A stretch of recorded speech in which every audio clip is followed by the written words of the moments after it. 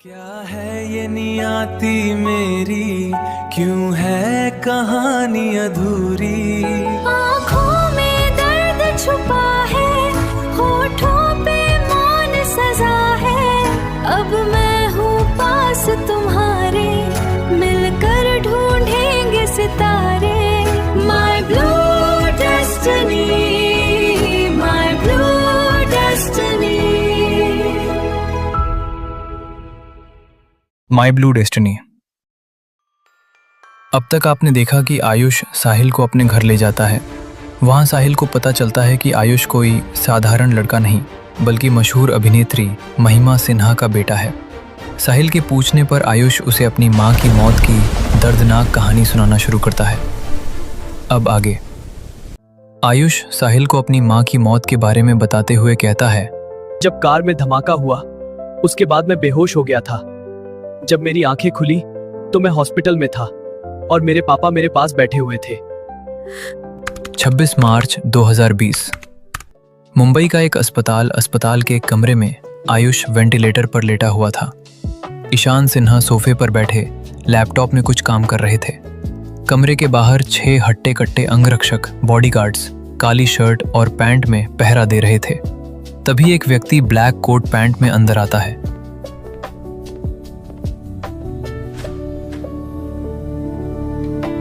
और ईशान सिन्हा के पास जाकर बोलता है, एक्सक्यूज मी सर। हाँ बोलो सर, जैसा आपने कहा था उसी मुताबिक विराल कंपनी के चेयरमैन मिस्टर रतन मेहरा के साथ आपकी मीटिंग कल सुबह 9 बजे तय हो गई है। ठीक है, और सुनो, NXT कंपनी के साथ जो हम कॉन्ट्रैक्ट साइन करने वाले थे उसे अभी रोक दो। मुझे फिलहाल उनके साथ कोई बिजनेस रिलेशन नहीं चाहिए।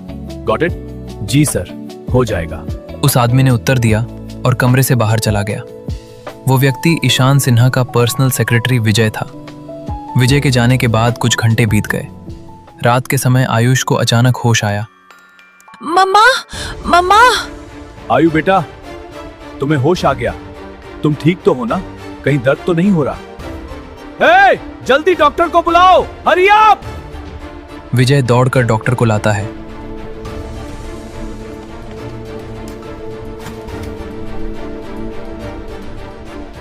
डॉक्टर कमरे में आकर आयुष का चेकअप करते हैं।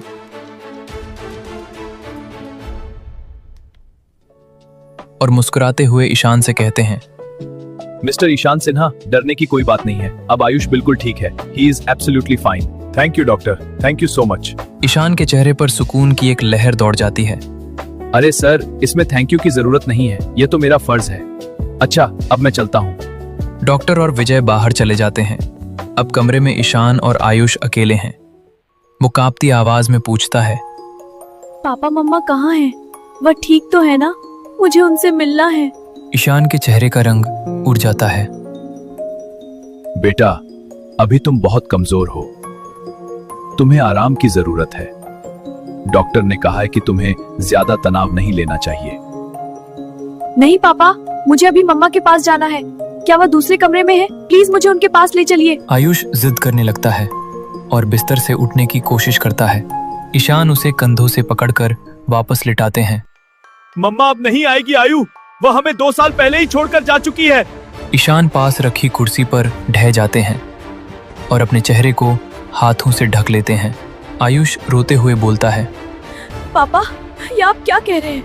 कल ही तो मैं और मम्मा साथ थे। मम्मा ने मुझसे वादा किया था कि वह मेरे बर्थडे पर मुझे सरप्राइज गिफ्ट देंगी। ईशान की आंखों से आंसू बहने लगते हैं। बेटा, तुम्हारी मम्मा के एक्सीडेंट के बाद तुम बेहोश हो गए थे।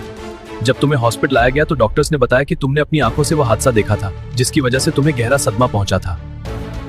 तुम्हारे दिमाग की नसों में खून का प्रवाह रुक गया और तुम कोमा में चले गए थे। ईशान रोते हुए आगे बताते हैं, और उस दिन के बाद बेटा तुम्हें आज होश आया है। आयुष के कानों में 2 साल शब्द किसी बिजली की तरह गूंज रहे थे। कमरे की सफेद दीवारें उसे और ज्यादा डराने लगीं। उसे याद आया मम्मा की वो हंसी, कार की वो तेज रफ्तार और फिर वो भयानक धमाका। उसे लगा जैसे ये सब अभी कुछ मिनट पहले ही तो हुआ था। वो अपने कांपते हाथों को देखता है जो अब पहले से थोड़े लंबे और पतले लग रहे थे। उसके मन में एक अजीब सी खामोशी छा गई। 24 महीने 730 दिन वो सिर्फ सोता रहा, जबकि उसकी दुनिया पूरी तरह उजड़ चुकी थी। ईशान, जो हमेशा एक चट्टान की तरह मजबूत दिखते थे, आज आयुष के सामने घुटनों पर थे। उनके चेहरे की उदासी गवाह थी कि इन 2 सालों में उन्होंने खुद को भी हर दिन मरते देखा था। तभी आयुष गुस्से में चिल्लाता है, नहीं, ऐसा नहीं हो सकता। आप झूठ बोल रहे हैं। मम्मा मुझे ऐसे छोड़कर नहीं जा सकती। उन्हें चोट लगी थी। उन्होंने मुझे मदद लाने को कहा था। वह मेरा इंतजार कर रही होंगी। मुझे जाना होगा। नहीं बेटा, शांत हो जाओ। पर आयुष नहीं सुनता। आप झूठे हैं। मुझे जाने दीजिए। मम्मा इंतजार कर रही होंगी। नहीं आयु, मम्मा अब कभी वापस नहीं आएगी। आयुष आपा खो देता है और ईशान के हाथ पर जोर से काट लेता है। दर्द के मारे ईशान की पकड़ ढीली हो जाती है। आयुष दूर होकर चिल्लाता है, आप झूठे हैं। वैसे भी आप मम्मा से प्यार नहीं करते थे, इसीलिए वह हमेशा अंधेरे कमरे में खुद को बंद करके रोती रहती थी। आपने मेरी मम्मा के साथ ठीक नहीं किया मिस्टर ईशान सिन्हा। अगर मेरी मम्मा को कुछ हुआ तो मैं आपको छोड़ूंगा नहीं और न ही कभी बात करूंगा। गुस्से में आयुष कमरे की मशीनें और सामान फेंकने लगता है। अंत में उसे सोफे पर लैपटॉप दिखता है, जिसे वो उठाकर जमीन पर पटक देता है। ईशान अपने बेटे का ये रूप और अपने नाम का तिरस्कार सुनकर स्तब्ध रह जाते हैं। जैसे ही आयुष बाहर भागने की कोशिश करता है, ईशान उसे पीछे से पकड़ लेते हैं। आयुष फिर से हाथ काटने की कोशिश करता है। तभी ईशान उसे एक जोरदार थप्पड़ मार देते हैं। आयुष जमीन पर गिर जाता है। मामा, मामा, कहते हुए फिर से बेहोश हो जाता है। बेटा सॉरी।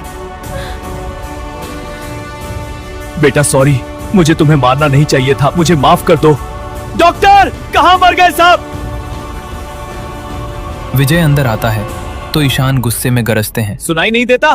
बहरे हो गए हो? डॉक्टर को बुलाओ जल्दी। बेटा सॉरी, मुझे माफ कर दो। ये सब बताते हुए आयुष कांप रहा था और बुरी तरह रो रहा था। उसकी बातें सुनकर साहिल की आंखों में भी आंसू थे। साहिल को डर लगा कि कहीं आयुष फिर से उस पुराने ट्रॉमा में न चला जाए, इसलिए उसने तुरंत आयुष को अपने सीने से लगा लिया। साहिल उसकी पीठ सहलाते हुए बोला, आयुष शांत हो जाओ, प्लीज मेरे लिए शांत हो जाओ। देखो अब मैं तुम्हारे साथ हूं। मैं वादा तो नहीं करूंगा क्योंकि वादे टूट जाते हैं, लेकिन जब तक मेरी सांसें चलेंगी मैं तुम्हारा साथ दूंगा। अब तुम अकेले नहीं हो। साहिल की बाहों में आयुष को एक असीम सुकून महसूस हुआ। उसके आंसू साहिल की टी शर्ट भिगो रहे थे। तभी माहौल को हल्का करने के लिए साहिल थोड़ा हंसते हुए बोला, अब रोना बंद करो वरना कमरे में बाढ़ आ जाएगी। क्या तुम मुझे डुबोना चाहते हो? यह सुनकर आयुष के चेहरे पर एक हल्की मुस्कान आ गई। तभी साहिल के फोन की घंटी बजी। हाँ, बोल रहा हूँ। बेटा, तुम ठीक हो ना? फोन स्पीकर पर था। जैसे ही सामने वाले ने बात करना शुरू किया, आयुष ठिठक गया। उसे लगा कि यह आवाज उसने पहले कहीं सुनी है, पर कहां? तेरे बिन हर सफर अधूरा करता है तू मुझको पूरा। तू ही मेरी मंजिल, तू ही राह, बस इतनी सी है दिल की दुआ। तू मेरा प्यार है, तू मेरा प्यार है।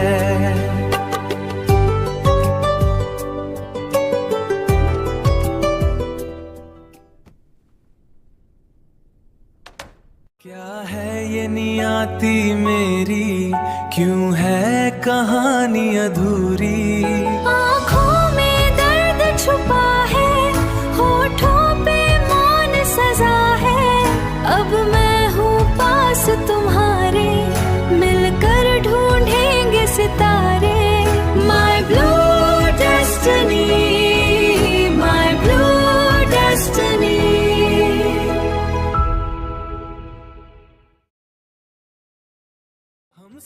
तो दोस्तों, माय ब्लू डेस्टिनी का एपिसोड 4 यहीं खत्म होता है। आशा करता हूं आपको यह एपिसोड पसंद आया होगा।